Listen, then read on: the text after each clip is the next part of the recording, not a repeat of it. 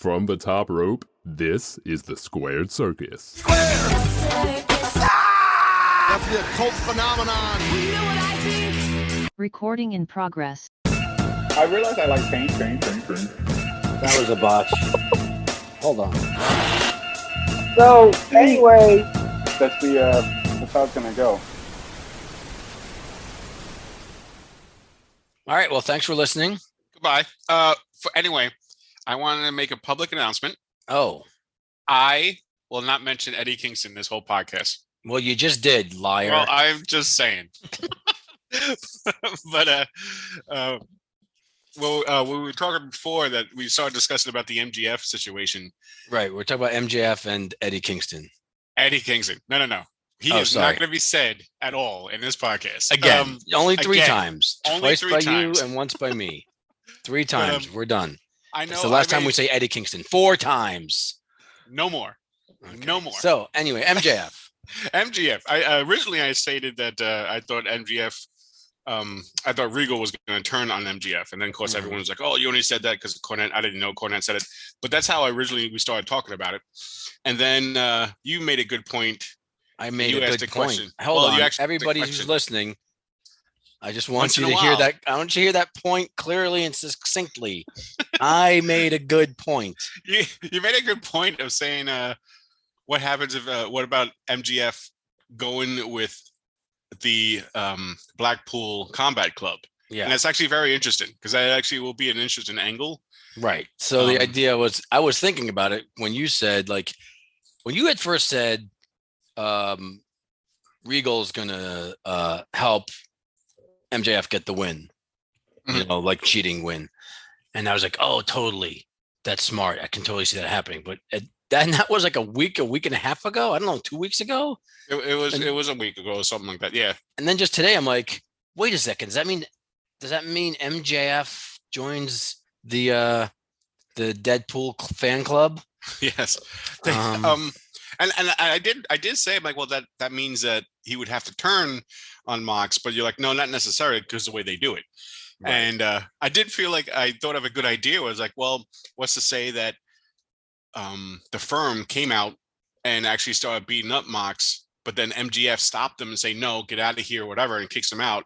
He actually does win though with MGF, but then the Firm comes and then starts beating up on MGF, and then the Blackpool people come out and then saves him as well because he saved Mox. So that could actually work as well. That could be an angle.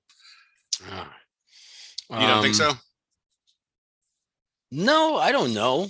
I don't fucking know. I mean, it's possible. Do we know anything? We don't know anything. I don't know. But it is interesting.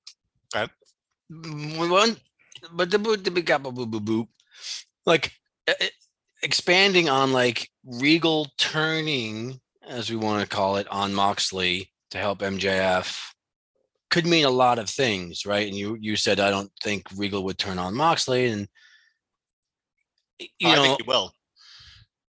I think I mean, I don't think he'll turn on Moxley in as much as like he's gonna, like, you know, bonk Moxley with a hammer or something, but it could be a sort of, I'm picturing like the Emperor from Star Wars, where he's not like, you know, he's like, he sees Luke staring at the lightsaber and he's like, do it, strike me down with it.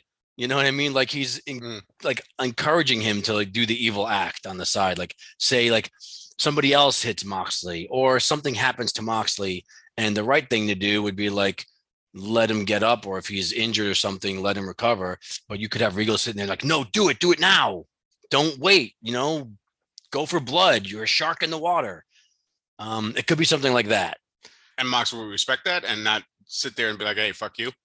I think, and I mean, I tried to talk about this previously and I didn't talk about it well. I didn't really explain it in a way that was like clear. But like the whole idea of the Blackpool Combat Club being able to like have somebody like Regal help MJF, but still maintain the integrity of the club.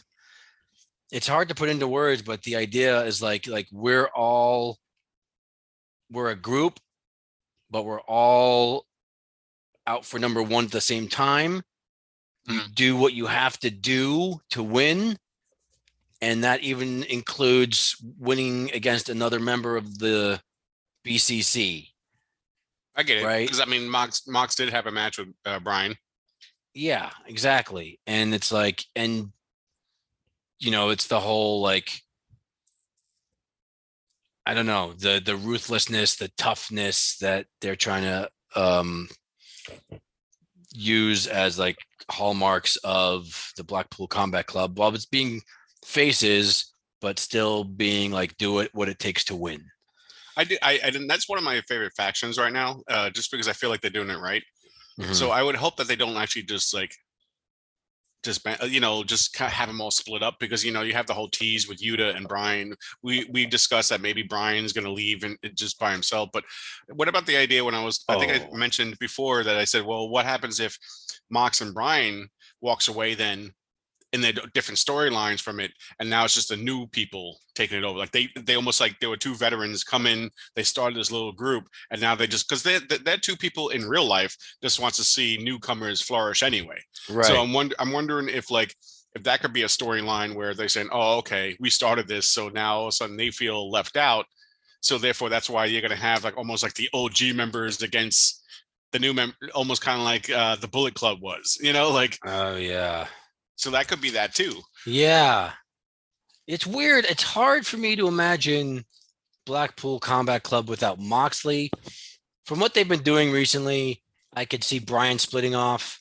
And there was a period not that long ago, and you pointed out a lot, where Brian Danielson was, it didn't even feel like he was part of the club. Mhm. Like when everybody else was wrestling, Regal would be there. There'd be something about the club that was like part of their match, but Brian came out. They didn't really talk about it. There was no Regal. So you almost forgot that he was part of that faction. So having Brian break off, I could see that happening. What I would love to see, and I'm about to break your rule, is have Eddie Kingston join the Blackpool Combat I was actually Club. going to say, I was just going to say that. I was like, I knew I was going to break it too, because I said, well, if Brian leaves, Eddie could come back. That would be brilliant. Because we all know that in real life, Eddie will never be friends with Brian. Yeah. But so I could see that happening too, saying, all right, you know what, Eddie, I would love to see that happen as well. Yeah. And the whole angle they're doing with him right now, which we don't love, where he's like, his whole thing is like, he's uncontrollable. He keeps fighting after the bell. He's supposed to be a baby face, but after the match is over, he keeps beating on the guy. I could totally see Regal going up to him and like, listen, channel that aggression into your matches. And like, we can use that. You could be a part of the Blackpool Combat Club with that sort of ruthless aggression. Sorry, I shouldn't have said ruthless aggression. I know that's a WWE phrase. Yeah. But you can channel that into like, a baby face angle. He wouldn't use those words, but like something that's like that would fit in with the club. Do you think MGF would actually fit in there? Because I don't think so. Because he's grabbing the crowd really well. That last promo, you could tell that more and more he's almost becoming like The Rock, where he would just catchphrases and this and that and controlling the crowd and this and that. But I don't think he's really fully wants to be face. So I'm still curious to where this comes from. So that's why I do think that like maybe Regal might try to help, but then he doesn't, because like maybe Regal, I don't know. I can't imagine Blackpool without Regal either, because he's almost like the mastermind of it and whatever. So that would be. So it's named after the town he's from, or at least built from. Yeah, so there's no Blackpool Combat Club without Regal. They could get rid of Regal and have it the Cincinnati Combat Club with Moxley leading it.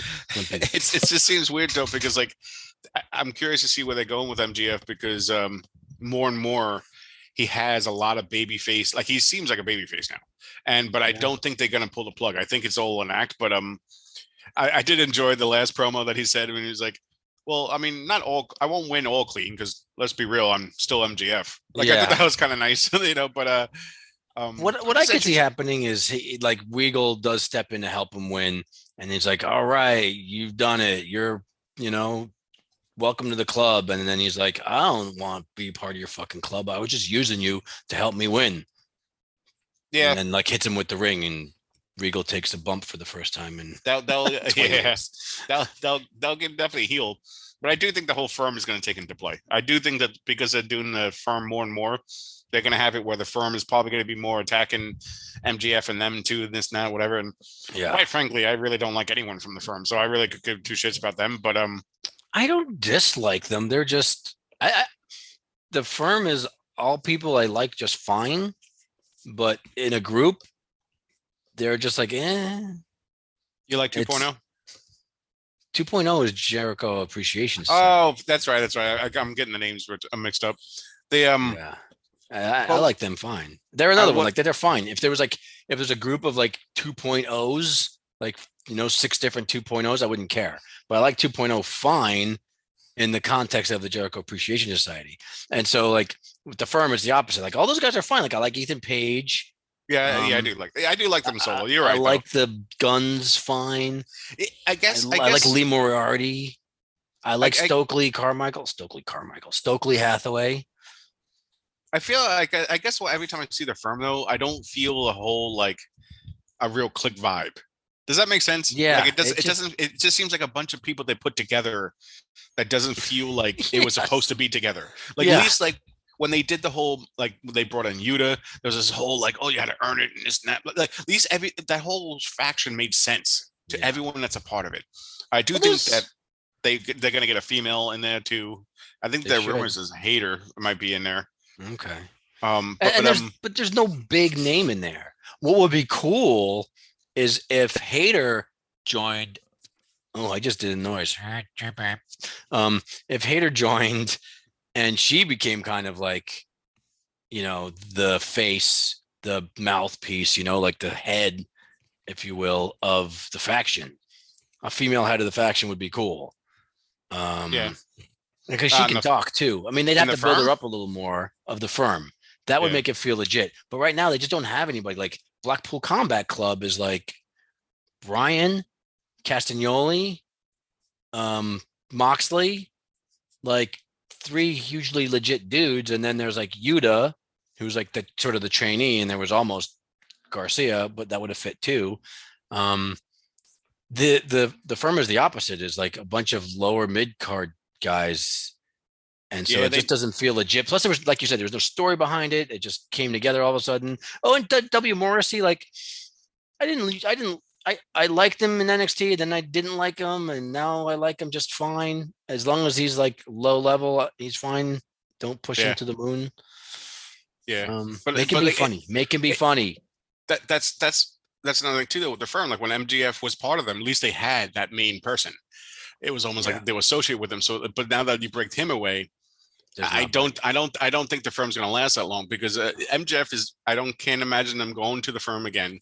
I know this whole like started of we were thinking that maybe he'll go to Blackpool, and it'd be interesting. I'm actually interested to see what he does, but I think the most part is where they're going with him with all these promos. Because if you notice, the promos are getting more and more face type promos. Like they almost like added a little bit more, and that's why I don't think he'll go. I think it's just an act.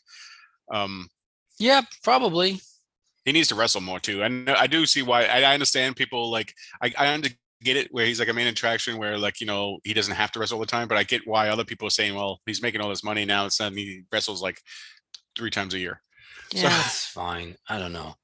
So I'm just hoping that he did bulk up. He did. Yeah, he did. I noticed that. I noticed that he spent his time away of just saying, you know what, fuck it, I'm gonna lift weights in my house. But yeah. And the last couple of promos was different to me than his, because he would normally do the same old shtick. Like even though they were good, they were still saying the same old shtick. I felt like the one with Rigo was a lot different, and then the one that we just previously saw was a lot different. So he's actually getting more. And I think that's why the crowd chanted his name like fucking like 8 times throughout the whole promo. Yeah, there was like 8 times when they just started chanting it because of his shit. Yeah, and then which makes me love this whole thing even more, because it totally makes sense. Like, oh, let's turn this guy babyface, because even at his most heelish, he still had the crowd. So it's very plausible that someone was just like, we need to make MJF a babyface because he's always got the crowd behind him. How can he keep being a heel when he's so popular? So that makes it even more brilliant because when he ends up saying, ha ha, just kidding. Well, he could just also have that be much like more impact. he could be like an anti-hero type shit where like Stone Cold or something like that. Right. The crowd Which you talked chanted about. him and you Which know we talked about before how he has like, he's a heel, but for reasons. yeah. But so again, I don't have a problem with him not wrestling though. Like, I don't know. What did people compare it to? People compare him to Piper. What do you remember about Piper? I don't remember That's the true. matches the way I Yeah, you remember remember the his promos. I remember Yeah. Piper's pit more than anything. yeah, that's true. He actually that is actually a good comparison though. Right? Yeah, because Piper is almost like the same way too. He wasn't a face, but he wasn't really a heel either. And like I said, it was almost like the whole Steve Austin shit like that. But I don't know. I just hope that they don't blow it because sometimes here's a side rant. The reason why I hope they don't blow it with MGF and they do it too much is because we saw that deal with Punk, and then also too when I heard that this Wednesday they're gonna have the Acclaim with Daddy Ass Bash Day or whatever the fuck it was called for his birthday. Now, yes, it could go over well. We love the fucking Scissoring Day, but I'm like, yes, this could go over well, but please don't outdo it. Please don't overdo all this shit because then it's gonna totally get tiresome. And and I even said that a little bit where I love Cassidy to death, but even his last promo was like, okay, it seemed like a little too forceful and it just didn't seem as like charm to it that he did the last one. So the one he did on Dynamite. Yeah, and he's like, you're talking about me? Yeah. And that was okay. It was okay, but it wasn't, to me, it wasn't as great as the other ones. No, this it one felt forceful. Yeah, this one felt like it was given to him, not it was his idea. And I don't know about the other ones, but just somebody like it didn't seem to have the Orange Cassidy like you said charm, but didn't have his like, oh, there's a little belch there. Yeah, it's cute. No, I'm not chewing. They what's it called? So I'm just hoping that they don't do that to MGF. Is that they don't overdo it where because so far every week we see an ad, we hear from MGF. I get it. We're gonna hear from him. But that's so far that they're advertising it now. Do you know what I'm saying? So it's like I don't want to have that where it's an ultimate. Yeah, I mean, to me, MJF doing a promo is not as gimmicky as like Scissor Day or Scissor Things and Daddy Ass, whatever. He's not. And that's and I don't mind that either. I'm not hating on Scissoring Day or I loved Scissoring Day. Yeah, Daddy Ass Party, whatever the thing is, Wednesday. Like I like that they're leaning into it. I like that they fully embraced the Acclaimed instead of doing, what they've done like with Thunder Rosa when she was the champ, and it's kind of like, yeah, Thunder Rosa the champ, but she still seems to have like pretty low billing. So I like that they're leaning fully into it with them. But we all know what happens when you overdo someone because look, that's same shit that happened to Bray Wyatt when he was saving fucking WWE for a while with all his promos, and they just promoted everyone to death, and then all of a sudden it was like, okay, so so even though I know he's talented, I just hope it's not the same. I hope the climax is going to be worth it.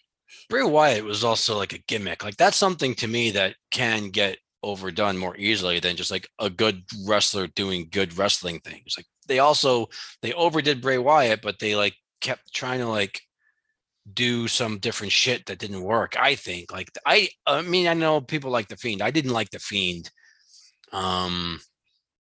But like I liked leading up to the Fiend. I liked the Mr. Rogers shtick, and I didn't mind when like it became like, oh, this is a sort of like Jekyll and Hyde thing. But they took the Fiend too far, where he became like this supernatural monster thing.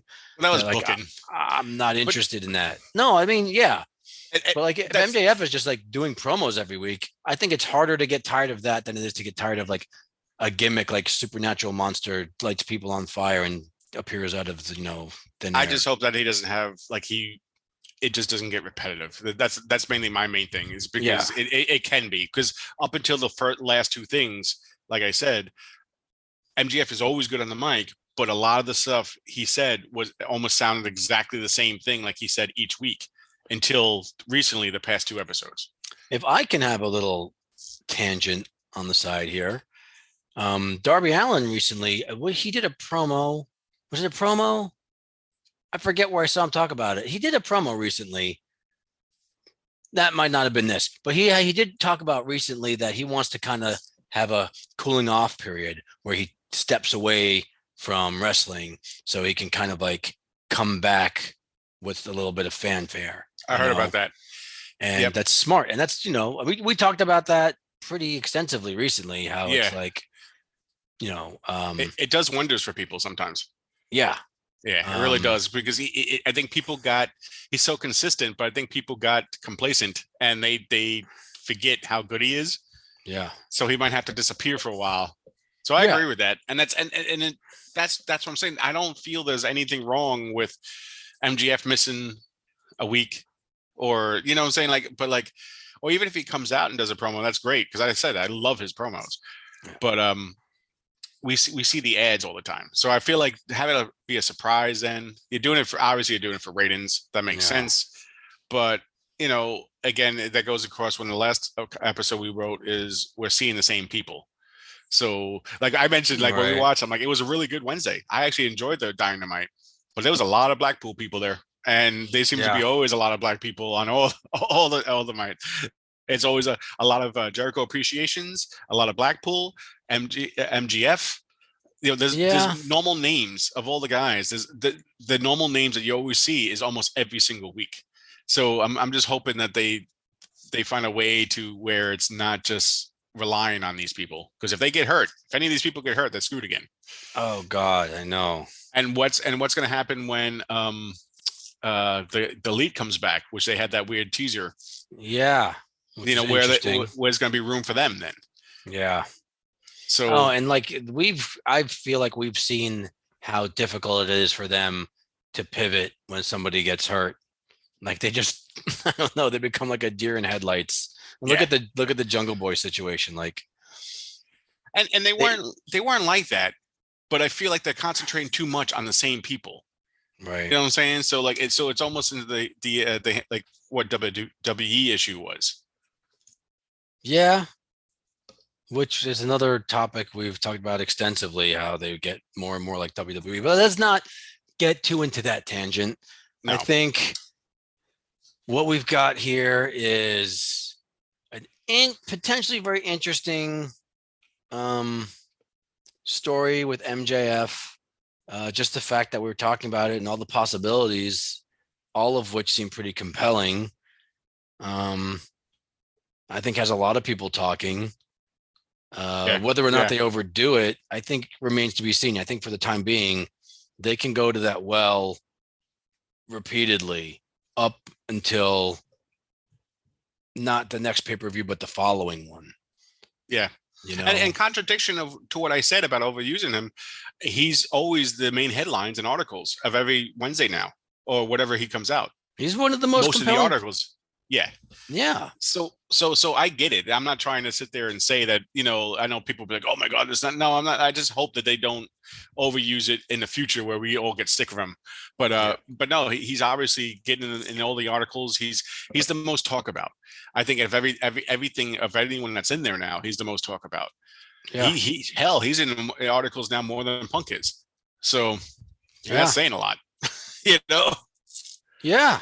And right now, he's the most main event feeling person they have in a post Punk world, and not a post Punk world, but a post CM Punk world. Yeah. A post Punk world would be okay too. We listened to a lot of Mission to Burma. That no one will know. Listen to this, but no, it's true. I do think I don't see anyone else topping, since Mox is the champion. I don't see anyone else will be able to take it from him. It has to be MGF. I can't imagine I can't, because also too, don't forget Moxley wants his vacation. I'm sure he wants to get away. I don't know if that was storyline or not. He still wants his vacation. I just want my fucking vacation. Well, listen, when his vacation supposed to be a couple of months ago? Mhm. Way better to take a vacation during the winter. Get out of the Cincinnati. Go to Hawaii. Later It'll on, be nice he and claimed, warm. Later on, he claimed that it was supposed to be storyline, but I'm like, I don't buy that. I think you really wanted your vacation, and you were like, oh shit, I have to come back now, because his promo was like, well, I didn't know I was back until about 4 days ago. But Renee just started. Is she going to take a vacation right now? Like, that's true. She's a new employee. She can't be like, yes, okay, I'd love to start next week, but just so you know, I do have a vacation planned in December. Well, she'll be safe because, like we know, is Eddie Kingston is his friend. So here's another Eddie Kingston shout out. So who is that again? Eddie Kingston. Eddie Kingston. Goodbye. From Jamaica. You're gonna probably cut out all this, and I have no idea where this went. I went to Eddie Kingston. It always will. It always will go to Eddie Kingston. All the universe moves perpetually and unceasingly towards Eddie Kingston. It's funny about this though, is because like half the times now I'm saying it as a joke because I feel like we mentioned it so much in this stupid podcast. So I'm like, yeah, I gotta mention Eddie Kingston. And then every time you go to YouTube and this and that, I'll see what's it called, like promos again from him just pop out of nowhere, or he's doing this or he's saying this, and he's talking shit about the people in the back. I'm like, he's everywhere too. All the articles I read, he's always. I'm like, it's amazing. It's amazing to me. And if we're going to end this on Eddie Kingston, let's also talk about that very briefly. We recorded an episode last week saying like they need to have Eddie Kingston on more. Just give him a 30-second promo. Why isn't he on TV? He's always on Dark now.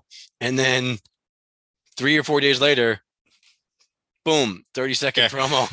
And what's funny about that is that episode didn't even get released yet. And that, I know. So, if you're listening to this, it's probably been released, but like, yeah, we're slow to release things. Yeah, we're slow to release things. And it seems like the things that we say all of a sudden comes to fruition a couple of days later. And you're like, okay, what's going on? By the way, we're about to run out of time.